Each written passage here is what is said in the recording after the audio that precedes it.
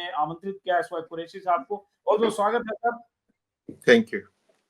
मैं आपसे एक संवैधानिक पहलू जो है अपनी जगह है कि उसके लिए 2/3 बहुमत चाहिए, 15 विधानसभाओं से पारित होना चाहिए। उसके बाद जैसे कहा जा रहा है कि ये सब पूरी व्यवस्था होते-होते जेपीसी से सहमति मिलने के बाद और उसके बाद होते-होते हो सकता है 2034 में इस एक देश एक चुनाव के तहत ऐसा चुनाव हो। तो अभी काफ़ी वक़्त है, उससे पहले बहुत तरह की बहस। मैं आपसे ये समझना चाहूँगा कि एक चुनाव आयुक्त के तौर पर आप इस फैसले को या इस बिल को कैसे देखते हैं? और उसके बाद मैं जरा पोस्टमार्टम करना चाहूंगा कि इसकी पेचीदगियां क्या है, फायदा और नुकसान के संदर्भ में। पहले तो आप कैसे देखते हैं कुरैशी साहब? देखिए, ये डिबेट आज की नहीं है और ये कल जो बिल पेश किया गया उससे नहीं शुरू हुई, तो 2013 में ये डिबेट शुरू हुई थी। इस मोदी जी के प्रधानमंत्री बनने से पहले ही उन्होंने ये कहा था कि साइमल्टेनियस इलेक्शन होने चाहिए और उसके रीजन भी दिए थे कि खर्चा बहुत होता है, सारे काम ठप हो जाते हैं। बेसिकली ये दो चीजें थी और एक दो बातें और कही थी, जो और दो तीन जो कहनी चाहिए थी नहीं कही थी। कि बार ये फैक्ट है कि बार बार इलेक्शन से कम्युनलिज्म बढ़ता है, हर बार जब होता है तो उसी हेट स्पीच होती है, कास्टिज्म बढ़ता है, क्रोनी कैपिटलिज्म एंड करप्शन बढ़ती है। ये सारे बातें से तो साइमल्टेनियस इलेक्शन का केस बनता है। लेकिन मैं 13 साल से डिबेट हो रही है, तो प्रधानमंत्री जी ने या मोदी जी ने उस वक्त ये कहा था कि इसके ऊपर एक नेशनल डिबेट होनी चाहिए और कंसेंसस पे हमें पहुंचना चाहिए। तो 11 साल में डिबेट तो हुई, खूब हुई, कमेटियां बैठी, इसने किया उसने किया, मीडिया पे किया, और लेकिन कंसेंसस तो नहीं हुआ। कंसेंसस न होने का मतलब फिर ये हुआ कि लॉजिकली इस प्रपोजल को ड्रॉप कर देना चाहिए था कि भाई कंसेंसस नहीं हो पाया, चलो छोड़ते हैं। अब ये यूनिलेटरली कहना कि साहब कंसेंसस जाए भाड़ में, हमने तो फैसला कर लिया है और ये हम तो करके रहेंगे। और ये जो कोविंद कमेटी बनाई गई उसको मैंडेट भी बड़ा ये लिमिटेड दिया, उनसे ये नहीं कहा, उनको इजाजत दी कि आप इसके प्रोज एंड कॉन्स में जाएं। प्रोज एंड कॉन्स ऑलरेडी देखे जा चुके, करना तो है, आप ये बताओ हमें उसके करने के लिए क्या क्या कदम उठाने हैं, यानी कॉन्स्टिट्यूशनल अमेंडमेंट क्या करनी है, लॉजिस्टिकल अरेंजमेंट क्या करने हैं। इस तरह ये कोविंद कमेटी को गया। अब कोविंद कमेटी की रिपोर्ट, बहुत कोविंद कमेटी ने बड़ा अच्छा काम किया है से, उन्होंने 4-5 महीने के अंदर ही इतनी मेहनत करके और सब लोगों को सुना, हर क्रॉस सेक्शन ऑफ ओपिनियन को सुना। और जो मुझे सबसे अच्छा लगा कि हर एक की बात फॉर और अगेंस्ट उसमें पूरी डॉक्यूमेंटेड है। ये नहीं कि उन्होंने जो मुखालफत कर रहा है उसके मुखालफत को सप्रेस कर दिया, छुपा लिया, और जो फेवर कर रहा है वो दिखाया। उन्होंने सब कुछ ट्रूथफुली उसमें रिकॉर्ड कर दिया, जो बड़ी अच्छी चीज है। लेकिन जो रिकमेंडेशन उन्होंने की, उस रिकमेंडेशन की वजह से ये उसके बेसिस पे कल बिल आया। तो इस बिल पे मेरी सबसे पहली टिप्पणी तो ये है कि जो प्रोपोजल 11 साल से हम डिस्कस कर रहे हैं वो तो इसमें अचीव हो नहीं रहा। साइमल्टेनियस इलेक्शन की बात शुरू से ये होती थी कि तीनों टियर की बात होती थी, लोकसभा, विधानसभा और पंचायत। 2013 में भी ये कहा गया, मैनिफेस्टो में भी ये कहा गया, और तो और पिछले साल सितंबर में जब ये कोविंद कमेटी बनाई गई थी, उनको उनके टर्म्स ऑफ रेफरेंस में भी ये था कि साइमल्टेनियस इलेक्शन तीनों टियर्स हैं। तीसरा टियर इसमें से अब गायब हो गया। तो ये तो साइमल्टेनियस इलेक्शन नहीं रहा, तो बड़ी डाइल्यूट हो गया ना। और जो डाइल्यूट भी हुआ तो क्या हुआ, उसका जरा प्रोपोर्शन भी समझ लीजिए। 543 एमपीज हैं, 4120 एमएलए है, 5000 की तो सारी चिंता, सारी बातचीत हो रही है। 30 लाख इलेक्टेड रिप्रेजेंटेटिव पंचायत, उनको साफ कर दिया, उनका कोई जिक्र ही नहीं, उनको सबऑर्डिनेट कर दिया। Constitutionally panchayat election is as important, उसकी इंपॉर्टेंस उतनी है जितनी लोकसभा इलेक्शन की है। उसको आप उसको अनइम्पोर्टेंट मान के जी उसको देखा जाएगा बाद में, ये तो नहीं हो सकता। तो कहाँ गया वो आपका साइमल्टेनियस इलेक्शन का प्रपोजल, बड़ा डाइल्यूट हो गया। और इतने मुखालफत के बावजूद, 11 साल की डिबेट में नाकामी होने के बावजूद, और इतना डाइल्यूट करके इस प्रपोजल लाने की क्या डेस्परेशन है, मुझे तो समझ में नहीं आ रही। तो अब यही एक सवाल है। देखिए, कोविंद कमेटी की जो रिपोर्ट है और रामनाथ कोविंद की तरफ से भी जो बयान आया है, जिसमें कहा गया 80% लोगों ने इस प्रस्ताव के वन नेशन वन इलेक्शन के प्रस्ताव में के फेवर में अपनी राय रखी है। तो अगर देखें तो बहुमत साथ है। एक बात लेकिन आप कह रहे हैं कि जो इसका मकसद था वो अचीव नहीं हुआ। सही बात है, अगर आप पंचायत के इलेक्शन अलग कर दे रहे हैं तो फिर तो लोकसभा विधानसभा आपने किया, पंचायत को अलग किया अभी, तो एक साथ नहीं हुआ। तो आपके हिसाब से जो इसमें एक सवाल भी हमने लिखा, हालांकि जैसे देखिए योगेंद्र यादव ने एक लेख लिखा है जिसमें उन्होंने कहा नया शिगुफा है। एक सवाल हमने लिखा है जिसमें हम जानना चाहते हैं आपसे कि फिर मंशा क्या है? आपको क्या लगता है, क्या मंशा है? सरकार ऐसा क्यों चाहती है? सिर्फ शिगुफा करेक्ट, है क्यों? हाँ, करेक्ट। देखिए ये जो 80% लोगों ने सपोर्ट किया, इसके ऊपर तो लोगों ने एतराज किया कि जो क्वेश्चनियर सर्कुलेट किया गया था वो सिर्फ अंग्रेजी और हिंदी में था, यानी जो तमिल, तेलुगु, मलयालम और कन्नड़ में और सारी लैंग्वेजेस में तो नहीं था। तो ये जो ओपिनियन आई है ये ज्यादातर ये हिंदी बेल्ट की आई है। तो ऑब्वियसली हिंदी बेल्ट से आप पूछेंगे तो इसी खिताब का जवाब आएगा। पूरे देश की ओपिनियन इसमें रिफ्लेक्ट नहीं होती कि लोगों ने इस पर क्रिटिसाइज किया है कि भाई आपने ये क्वेश्चन सारी लैंग्वेजेस में क्यों नहीं कर दिया, 22 के 22 लैंग्वेजेस में करते, ट्रांसलेटर सरकारी मौजूद है, लेकिन ऐसा तो नहीं किया गया। तो इसलिए ये तो हो गया पब्लिक ओपिनियन की बात। और पब्लिक ओपिनियन की जब 11 साल से डिबेट हो रही है, पार्लियामेंट्री कमेटी ने भी देखा इसको, नीति आयोग ने भी देखा, और हर एक ने कोई ना कोई एक ऐसा प्रपोजल दिया कि साहब 5 साल में नहीं कर सकते, चलो 5 साल में 2 कर लो, डाइल्यूशन हो गई। अच्छा, नीति इन्होंने जो कोविंद कमेटी ने भी ये कहा है, इनकी जो रिकमेंडेशन है, पहली रिकमेंडेशन के साथ हम लोकसभा और विधानसभा को एक तरफ कर देते हैं और पंचायत के इलेक्शन अलग कर देते हैं। तो साइमल्टेनियस इलेक्शन का क्या हुआ भाई? ये तो 2 अलग इलेक्शन हो गए। तो आपने क्या अचीव किया? दूसरी चीज उसमें की कि जो पंचायत के इलेक्शन है वो 100 दिन बाद किया जाएगा। इसकी तो लॉजिक मुझे बिल्कुल ही हैरान कौन लगती है कि 100 दिन के बाद का election is a new election, is a different election. ये साइमल्टेनियस इलेक्शन नहीं है। ये क्या साइमल्टेनियस इलेक्शन की रिकमेंडेशन हुई भाई? तो अच्छा 100 दिन बाद, अब 100 दिन की हकीकत समझ लीजिए। 100 दिन का बाद इलेक्शन की में टोटल बंदोबस्त दोबारा होगा, वोटर रोल का अपडेशन होगा। 15 मिलियन, 1.5 करोड़ लोग जो इसको इलेक्शन कराते हैं उनका चयन होगा, उनकी ट्रेनिंग होगी, सब बूथ लगाए जाएंगे, सिक्योरिटी, टोटल बंदोबस्त अलग है। It's new election. तो क्या हुआ साइमल्टेनियस इलेक्शन का अलग। तीसरी चीज ये कि 100 दिन के बाद जब इलेक्शन आप कराएंगे तो मिलियन लाखों और शायद करोड़ों लोगों का वोट छिन जाएगा इस तरह कि देखिए ये लोग ज्यादातर लोग अपने गांव में अपने घर का ही में अपना वोटर का लिस्ट में नाम रखते हैं, और चाहे दिल्ली, बंबई, कलकत्ता कहीं से भी हो वहां से वो जाते हैं, छुट्टी लेके जाते हैं या अपनी मजदूरी छोड़ के जाते हैं। अब 3 महीने बाद वो दोबारा अपने बॉस के पास जाएगा, साहब मुझे दोबारा छुट्टी दे दो, मुझे फिर वो दोबारा जाना है। वो किस मुंह से जाएगा, कैसे छुट्टी मिलेगी? या अपना दिहाड़ी छोड़ के फिर जाएगा। तो बहुत से लोग नहीं जाएंगे। जो नहीं जाएंगे आपने उनका एक राइट, वोटिंग राइट छीन लिया।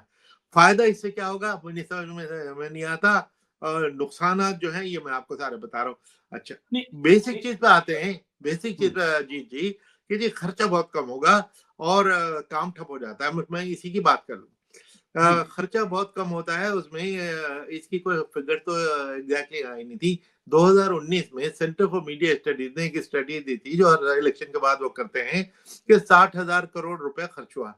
और ये पॉलिटिकल कैंडिडेट, पार्टी की तरफ से। ये सरकार पार्टीज का और कितना है? 4,500 करोड़ रुपए। सरकार का 4,500 करोड़ और ये पार्टी का 60,000 करोड़। हाँ, इस पे हाँ, मेरे दो अलग अलग कमेंट्स हैं। एक तो 60,000 करोड़ खर्च हुआ है तो ये तो इतनी बड़े देश के लिए कोई बुरी बात नहीं, तो इकोनॉमी के लिए अच्छा है। गरीब हुँ, लोगों को रोजगार मिलता है। हुँ, कोई पेंटर होगा, कोई पोस्टर चिपकाने वाला होगा, कोई ऑटो चलाने वाला होगा। तो पॉलिटिशियन का पैसा गरीब को रिसाइकिल हो रहा है, ये तो उस लिहाज से तो अच्छी चीज है। और 60,000 करोड़ को अच्छी बड़ी नहीं। लेकिन अगर आपको वाकई उसकी चिंता है जेन्युइनली, ईमानदारी से, तो 60 करोड़ को 6 करोड़ लाने का फॉर्मूला मैं 20 बार लिख चुका हूँ। एक लफ्ज जवाब में नहीं सुना। मैं कहता हूँ कि साहब पॉलिटिकल कैंडिडेट के ऊपर एक सीलिंग है, कितना खर्चा वो कर सकते हैं। आजकल जैसे लोकसभा के लिए 95 लाख है, लेकिन उसकी पार्टी आप 5 करोड़, 10 करोड़, 20 करोड़ आपके ऊपर खर्च कर सकती है। तो ये सीलिंग क्या हुई? सीलिंग का जो पर्पस था कि लेवल प्लेइंग फील्ड हुई वो डिस्टर्ब कर दी। यूके जहां से हमने ये सिस्टम बोरो किया है वहां पे पॉलिटिकल पार्टी के ऊपर भी सीलिंग है।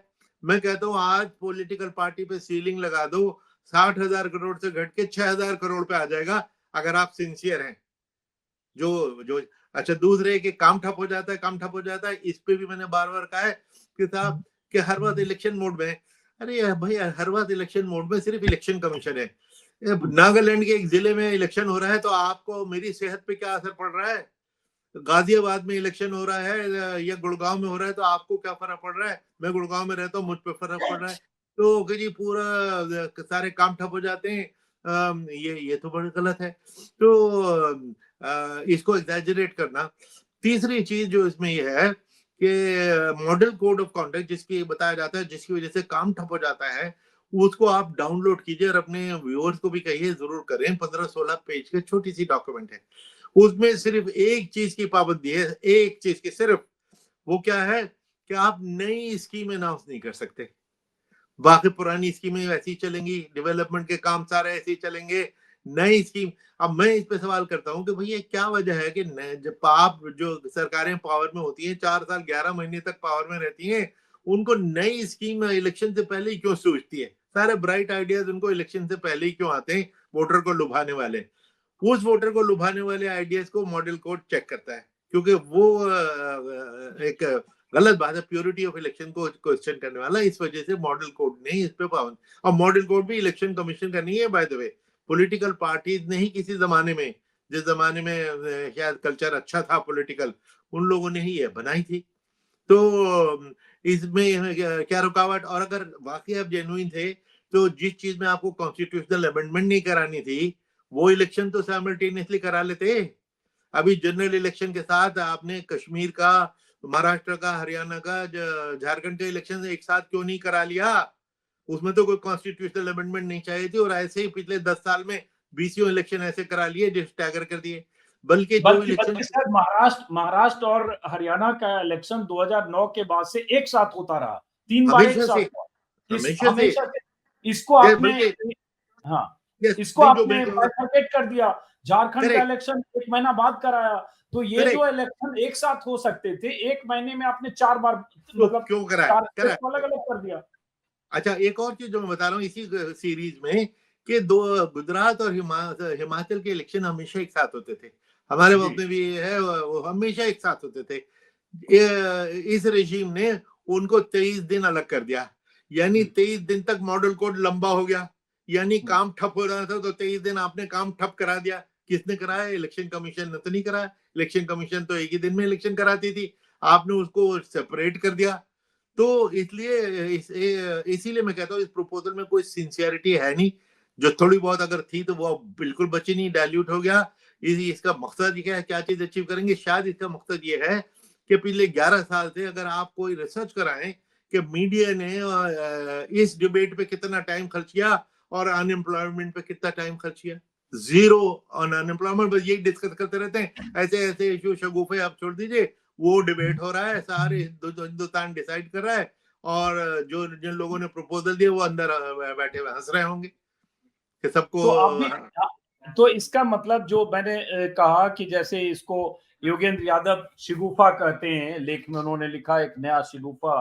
आप भी एसो एक्यूरेसी से आप शिगुफा मानते हैं कि 11 साल से ये कर रहे हैं, और आप फिर अब जेपीसी में जाएगा, फिर 29 में नहीं 34 में होगा, जो चीज 9 साल बाद होना है कि नहीं होना है। लेकिन आपने उलझा दिया कि हर चैनल, हर आदमी से। और मैंने भूमिका में इसलिए कहा कि कल से फिर डिबेट, क्योंकि एक डिबेट का दौर 1 महीने चलता है सर, फिर ठंडा चलता होता है, फिर नया कोई मुद्दा आ जाता है, फिर संभल आ है। जाता है, फिर ज्ञान वापी, कोई अजमेर, फिर कोई नया हाँ, मुद्दा बटेंगे तो कटेंगे, 2 महीने वो चलता है। जब वो सब ठंडा होता है फिर ये आता है। इसलिए मैंने शुरू में कहा कि कल से फिर शुरू हुआ। तो ये जी। मतलब फिर ये है ना कि आप भी यही मानते हैं कि शिगुफा है। नहीं, शगुफा तो मैं मानता हूँ, लेकिन इसको नया शगुफा नहीं मानता। ये तो 11 साल से टेबल पे, 11 साल पुराना शगुफा है और अभी तक वो चला चला आ रहा है। और जब इतनी उस पर डिबेट होने के बाद ये निकला कि ये संभव नहीं है, ना डिजायरेबल है, क्या अचीव करेंगे? प्रेसिडेंशियल जो बताया जाए, एनालिसिस निकल के ये आता है कि जी प्रेसिडेंशियल फॉर्म ऑफ गवर्नमेंट हो, आप सरपंच का इलेक्शन भी जब आप कर रहे हो तो आपके जहन में एक टॉप लीडर का शक्ल और नाम होना चाहिए।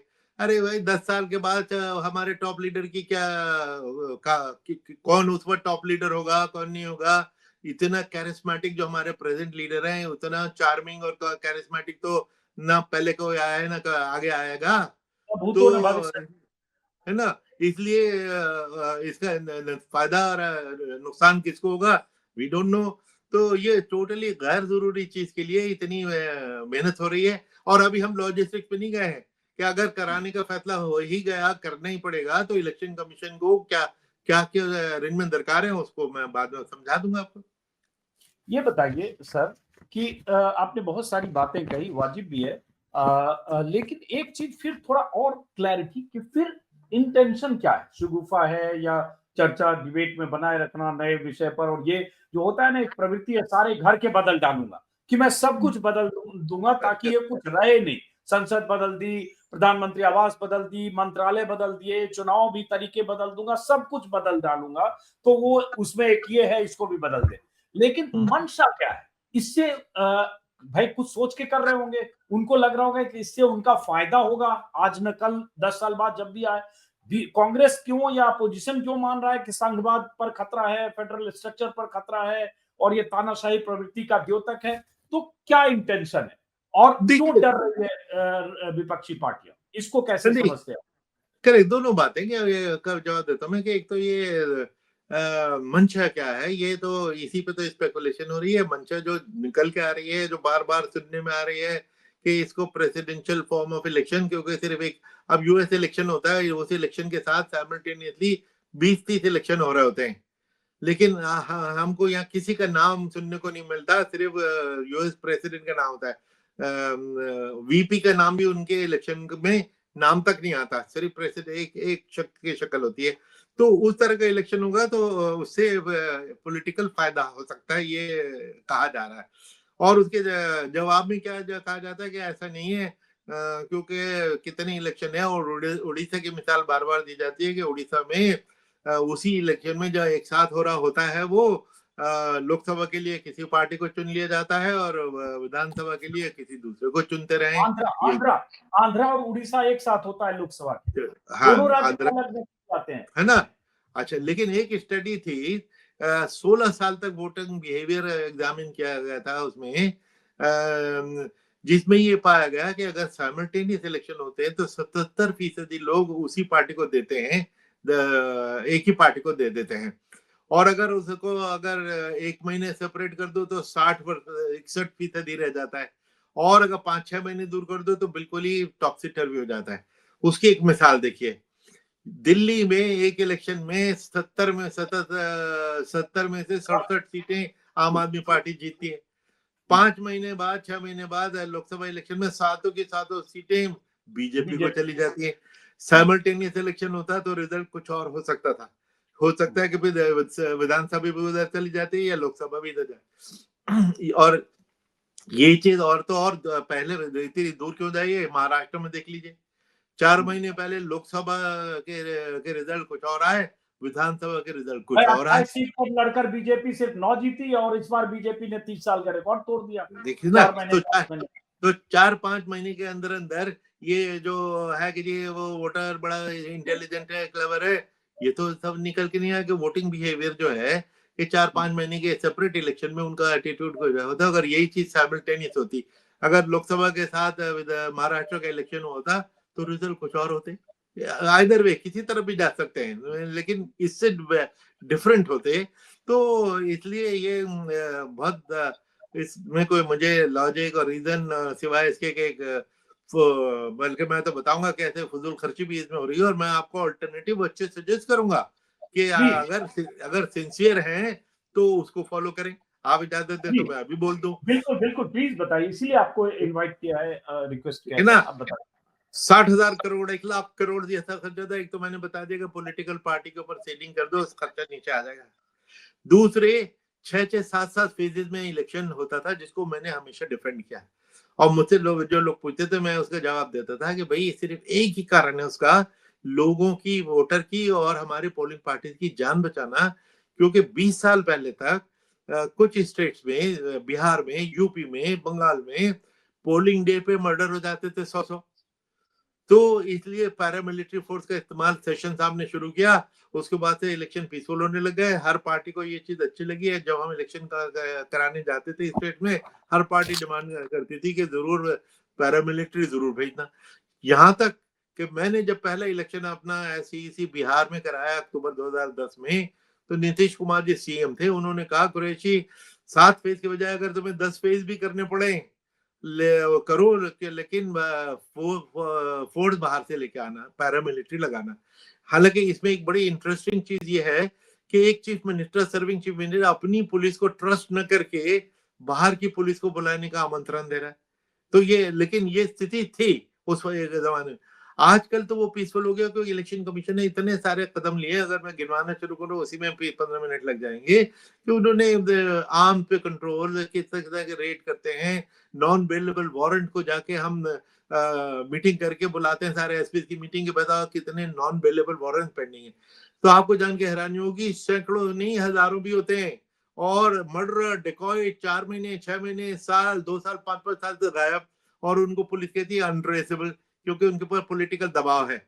हम कहते हैं सीधे हो जाओ, 3 महीने के अंदर हमको ये NBW, non bailable warrant zero चाहिए, सबको पकड़ के लाओ। सब पकड़ के आ जाते हैं, सब पकड़ के आ जाते हैं। तो दैट मीन, तो ये सारे इकदाम जो इलेक्शन कमीशन ने किए, इसकी वजह से फिर हमने वल्नरेबिलिटी मैपिंग शुरू की कि किस गांव में कौन कौन बदमाश और गुंडा या क्या क्या ट्रबल कर सकता है। उस सब की हमारे पास हर जिले की मोटी मोटी किताब बन जाती है कि हमें मालूम है कि कौन गुंडा है, उसका बाप, उसका दादा कौन, और किस किस को वो अटैक करेगा। सारा इलेक्शन, ये सब करने के बाद इलेक्शन पीसफुल हो गए। अब जब पीसफुल हो गए तो 7 फेज इलेक्शन और पैरामिलिट्री की मदद से करने की जरूरत नहीं, आप सिंगल फेज 32 दिन में इलेक्शन कर सकते हैं। तो उससे जो प्रपोजल का जो मंशा है कि इतनी लंबी इलेक्शन की वजह से काम ठप रहता है इतने दिन, भाई अगर वाकई आप सिंसियर हो तो काम ठप कराने का को खत्म करने के लिए मैंने ये प्रपोजल 32 दिन में इलेक्शन करने का फॉर्मूला मैंने कितनी बार लिखा है। 32 दिन में इलेक्शन हो सकता है, 30 दिन में हो सकता है, लॉ में है 26 दिन, 4-5 दिन हम छोड़ते हैं कि चलो कैंडिडेट सिलेक्शन वगैरह के लिए। आप 30 दिन में सिंगल फेज इलेक्शन कराइए, सारे जो कि ये काम ठप हो गया, योगा रुक गया, पैसा बहुत खर्च हुआ प्रोलॉन्ग्ड उसमें, क्योंकि 3 महीने के कैंपेन में वाकई कई कैंडिडेट की जान निकल जाती है। वही कैंपेन सिर्फ 14 दिन का हो जो लॉ में है, तो आम बचे तो पैसा बचाना इंटेंशन अगर होती तो इस प्रपोजल पे कुछ तो रिएक्शन देते। 11 साल से लिख लिख के मैं थक गया, कोई जवाब नहीं। क्योंकि उसी पे वजह से मैं कहता हूँ कि भाई इस पे कोई सिंसियरिटी तो है नहीं, ये तो कोई एक पॉलिटिकल एक बना लिया, और अब तो प्रेस्टीज इशू बन के रह गया। जिद पकड़ ली कि कोई माने ना माने, हमने तो करना है। अब तक जो नहीं हुआ मैं कर दूंगा, 40 साल से पेंडिंग है लेकिन मैं ये करूंगा। लेकिन एक चीज और बताइए कुरैशी साहब, जैसे अगर कांग्रेस पार्टी के सारे नेता इसको कह रहे हैं कि ये फेडरल स्ट्रक्चर के खिलाफ है, ये तानाशाही वाला फैसला है, इससे राज्यों के जो अधिकार हैं वो कम होंगे और सेंट्रलाइजेशन ऑफ पावर हो जाएगा। एक बार चुनाव होने से जो पब्लिक के हाथ में जो फैसले करने के अधिकार हैं, कि आप नॉन परफॉर्मेंस से अगर नाराज हैं केंद्र सरकार से ही मान लो, तो आप उस पार्टी की सरकार को कहीं सत्ता से बाहर कर सकते हैं, किसी राज्य में किसी भी पार्टी की हो। वो सारे अधिकार फिर 5 साल के लिए ब्लॉक हो जाएंगे। ये जो इसके खिलाफ में पक्ष है वो उनकी दलील ये है। इसको कैसे देखते हैं आप? इन नहीं, आप चिंताओं इसको, जी जी, इसको ये तो हो गया कि सेंटर उनको डिसमिस करे, उसको उसके ऊपर तो सुप्रीम कोर्ट कई बार हेविली आ चुकी है, और अब उसको डिसमिस करना मुश्किल, 356 का इस्तेमाल अब बहुत मुश्किल हो गया है।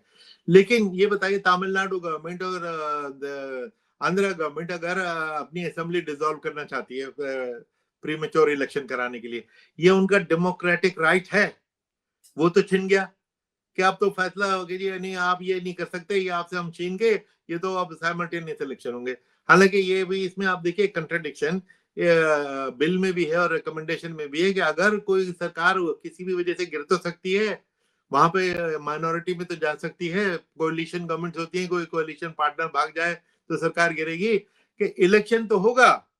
तो कहाँ गया साइमल्टेनियस इलेक्शन? अगर इलेक्शन तो होगा, लेकिन सिर्फ रिमाइंडर ऑफ द टर्म के लिए होगा। दो जितने दिन बाकी रहेगा 5 साल में टर्म, 2.5 साल, 2 ना, साल, 1 साल। अच्छा, हाँ, अब उसपे मैं ये कहना तो फिर चाहूंगा, एक तुरंत इलेक्शन होगा 1 साल में, मान लीजिए 1 ही है साल ना, की अवधि या 1.5 साल की। तो एग्जैक्टली, तो तुरंत इलेक्शन अगर हुआ तो साइमल्टेनियस इलेक्शन तो नहीं हुआ, और दूसरे सिर्फ 1 साल और 2 साल की रिमेनिंग टर्म के लिए हुआ, तो कैंडिडेट तो करोड़ों खर्च करेगा ही। 5 साल की टर्म के लिए जितने खर्चता है वो 2 साल की टर्म के लिए भी उतने खर्च करेगा। तो आप उसको 2 शॉर्ट टर्म, ट्रंकेटेड टर्म के लिए इतना पैसा खर्च करा रहे हैं कि जो उसके बाद से फिर बहाल हो जाएगा। इसलिए इतने सारे इफ्स एंड बट्स लगा लोगों के, फायदा इसका ऑलमोस्ट जीरो।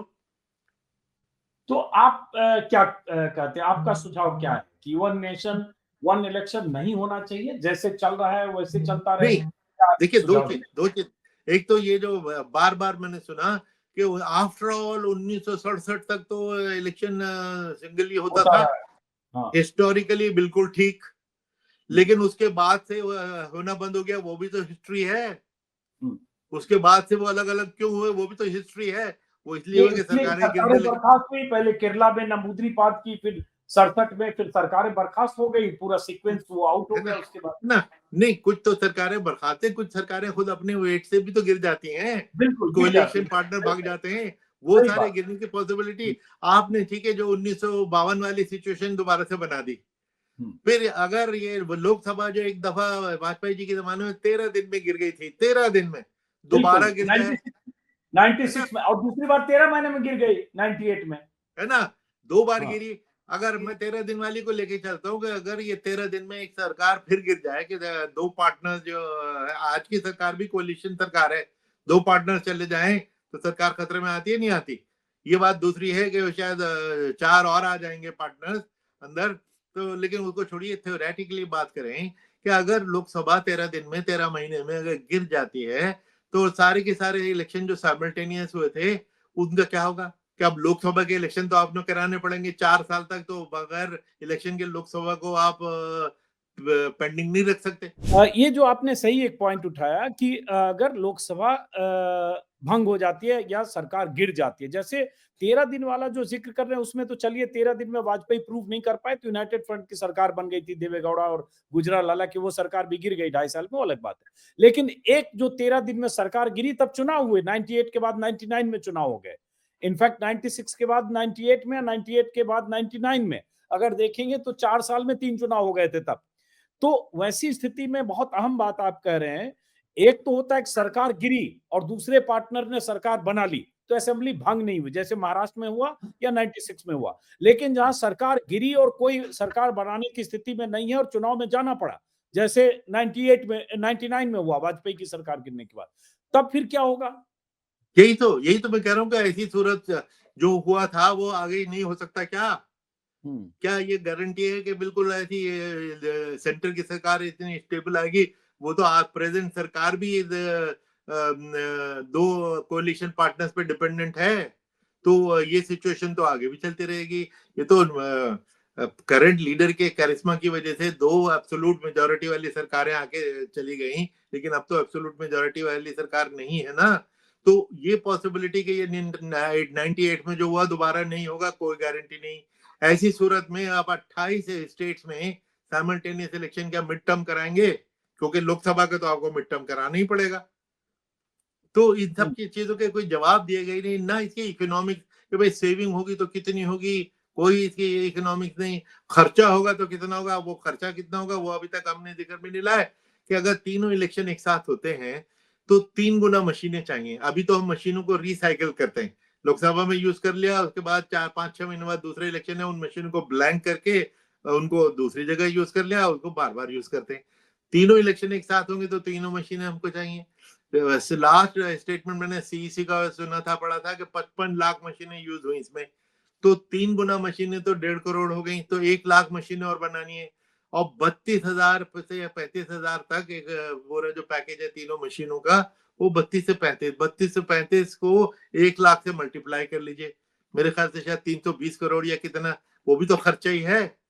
तो और सेकेंडली कल मैंने किसी डिबेट में बड़ी इंटरेस्टिंग बात सुनी कि मशीन चूंकि बार बार यूज होती है तो उसकी सर्विस भी होती रहती है, और 5 साल के लिए डब्बे में बंद करके छोड़ दो तो कितनी मशीनें तो खराब भी हो जाएंगी। तो ये भी इम्पोर्टेंट पहलू है, कोई कैजुअली लेने का नहीं है, ये इट्स अ फैक्ट कि कोई मशीन डिसयूज में रहती है आपके तो बेकार हो जाती है, इस्तेमाल करते रहो तो चलती रहती है। कुरैशी साहब ये बताएं कि बहुत सारे पहलू के बीच ये पहलू भी है, जो मैंने पहले भी पूछा, कि जो अगर अपोजिशन पार्टियां अगर ये कह रही है कि ये फेडरल स्ट्रक्चर के अगेंस्ट है और सेंट्रलाइजेशन ऑफ पावर हो जाएगा, रीजनल पार्टियां या जो अलग अलग राज्यों के वोटर्स के पास चॉइस है वो चॉइस खत्म हो जाएगा, जो जो डेमोक्रेटिक सेटअप के लिए जनता का वो अधिकार, क्योंकि राइट टू रिकॉल तो है नहीं, तो वो जो पावर है सत्ता को चुनने का, वो सब क्या वो भी फैक्टर है क्या जो इसके खतरे हैं? या वो खामखा ये लोग बयानबाजी कर रहे हैं विपक्ष के नेता? ये फेडरलिज्म की बात तो पहले दिन से ही हो रही है और यही चीज अभी आप देखिएगा आफ्टर ऑल कॉन्स्टिट्यूशनल अमेंडमेंट जो करने की नौबत आई, अगर पहले तो ये कि ये पास भी हो पाएगी कि नहीं, और उसके बाद ये जुडिशियल स्क्रूटनी में पास हो जाएगी कि नहीं, क्योंकि federal structure basic structure of the constitution में मेंशन्ड है। तो बेसिक स्ट्रक्चर से अगर आप टिंकर करेंगे तो वो तो कोर्ट भी इसमें कोर्ट तक पहुंचेगा ही पहुंचेगा। इसलिए उसको डिसमिस करना कि नहीं नहीं फेडरल पे कोई असर नहीं पड़ेगा, ये तो कुछ जस्ती नहीं बात। और यही तो बाकी के गवर्नमेंट कह रही है। और फेडरल स्ट्रक्चर एक्चुअली एक लिहाज से काफी खतरे में है।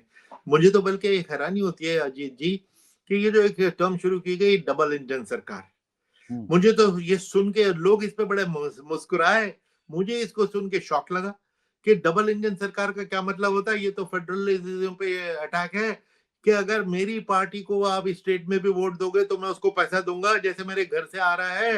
अरे भाई सेंटर का पैसा स्टेट को जो जाता है वो तो उन्हीं से, इनकम तो उन्हीं से आती है। 100 रुपए जब वो देते हैं इनकम टैक्स के, उसमें से हम उनको 45 रुपए लौटाते हैं। तो साहब अगर आप हमारे पार्टी के खिलाफ किसी और को लाओगे तो उनको हम पैसा नहीं देंगे। एक तो ये फेडरलिज्म पे अटैक है। मैंने पिछले दिनों एक कॉन्फ्रेंस अटेंड की मद्रास में, चेन्नई में।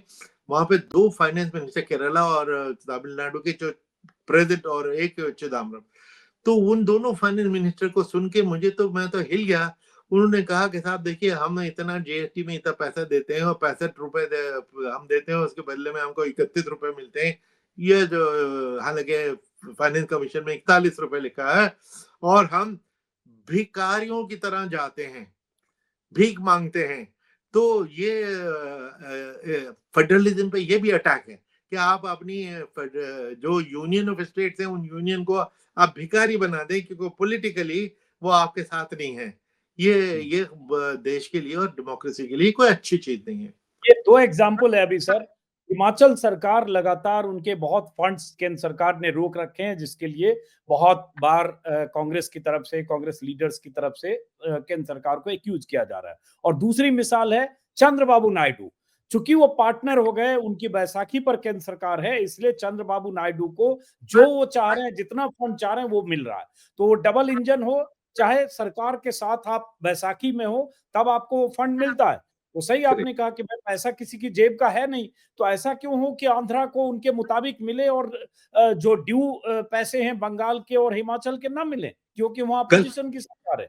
बिल्कुल, कल मैं लोकसभा की डिबेट सुन रहा था। डीएमके के जो स्पीकर थे, जो रिप्रेजेंटेटिव थे, वो कुछ बोल रहे थे इसी किस्म की।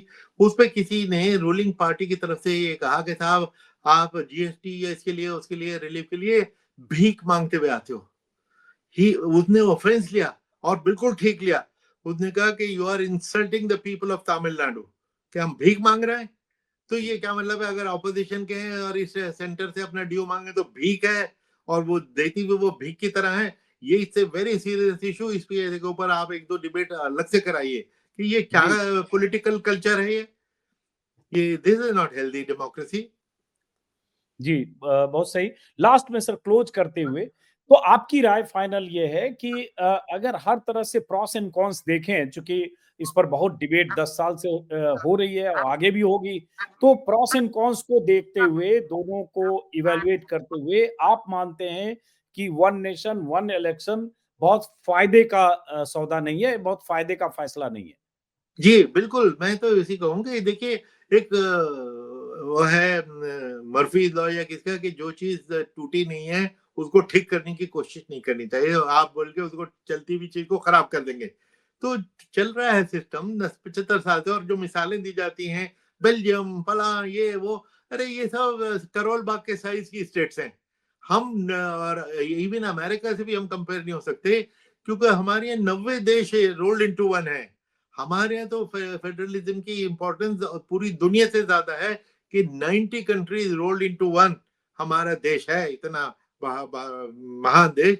और वो because of federalism, flexibility, autonomy, state अपना अपने काम जो चाहे करते करते चले आ रहे हैं, इस वजह से हम हमारे में एकता रही है, उसको डिस्टर्ब करना खतरनाक होगा।